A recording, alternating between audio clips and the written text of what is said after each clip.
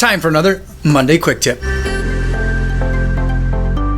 Welcome back, everybody, to another Monday Quick Tip where I try to go over very simple things, tips and tricks that you can use to make yourself more valuable and more efficient as a hot seater to your trial teams. And today what I'm going to go over is something very practical, some hardware related tips, and that is to use a mouse that can work on glass. Now, this table that I'm working on here, this is a glass surface. I can write things on it. It's very useful for whenever I get a phone call or take notes.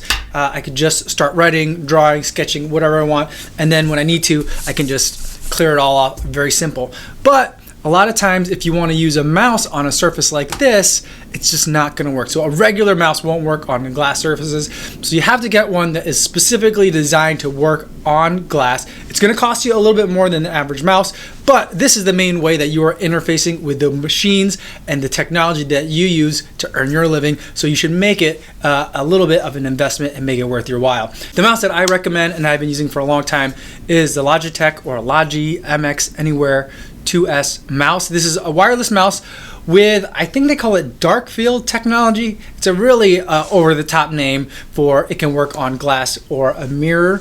And I also love it because it is rechargeable by micro USB. So you don't have to carry separate batteries for it. You can just recharge it with cables that you can even plug into your laptop for a couple minutes before the next exam starts. So very flexible. I like it. A lot of customizable buttons that you could set to page up, page down, or home and end, which is also useful for trial presentation. So very quickly get to the beginning or the end of an exhibit, either by clicking or moving this button around or hitting any of the buttons that are on the side over here. So I really enjoy this one. It's not just desks like this that you might need a mouse that works on glass. A lot of times when I go to court, if it's an older courtroom, they might try and protect their older antique wooden desks with a layer of glass on top. Or if I go to a law firm client and the surface that they have for their conference room tables is really reflective, it doesn't have to be glass, but if it's really reflective, it could be enough to confuse the lasers that shoot out of a traditional wireless mouse. For me, working in a courtroom in a professional environment, I like to go without the mouse pad, and especially in a room where you have a glass tabletop protecting a wooden surface.